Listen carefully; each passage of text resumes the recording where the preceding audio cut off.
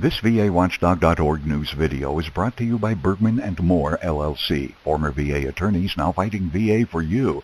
Call Bergman & Moore at 877-838-2889 or on the web at vetlawyers.com.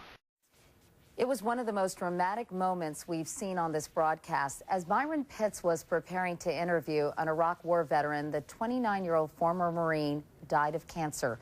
His family says a military doctor had misdiagnosed Carmela Rodriguez. Many of you were outraged to learn the military cannot be sued for malpractice. But now, as Byron tells us in this exclusive report, that may be changing. You'll never be forgotten.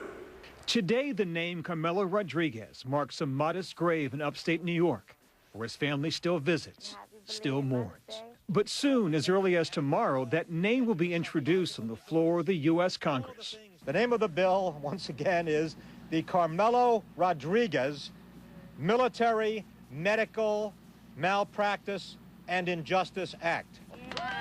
A bill based on a Marine story. CBS News first reported on the story of Marine Corps Sergeant Carmela Rodriguez last January. While serving as a platoon leader in Iraq, his family says a military doctor there misdiagnosed the sergeant's skin cancer, calling it instead a wart, a condition first diagnosed in 1997. Here's a copy of Rodriguez's medical report obtained by CBS News. The doctor notes his skin as abnormal. In further details, he describes it as melanoma in the right buttocks. But doctors did not inform him or recommend any follow-up. It's not fair. 8 years later, the melanoma worsened. By the time we met Sergeant Rodriguez, the once fit, gung-ho Marine had lost nearly 100 pounds. As we were preparing to interview him, he died. Due to what's known as the Ferries Doctrine, Rodriguez's family, his 8-year-old son, cannot sue the military for medical malpractice. The Ferries Doctrine is a 1950 Supreme Court ruling that forbids active duty military or their families from suing the federal government for malpractice. One argument, it would disrupt military order and discipline.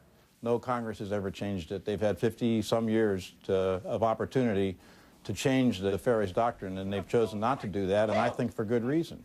I think that there's growing political will. New York Congressman Maurice Henshey sponsored the bill, allowing active duty military to sue in cases of malpractice.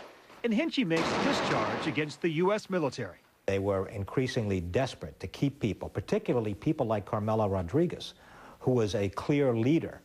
They were forced to overlook this, to just look away from it. Congressman, those are awfully damning allegations that the military overlooked this man's medical condition because needed bodies to fight the war in Iraq.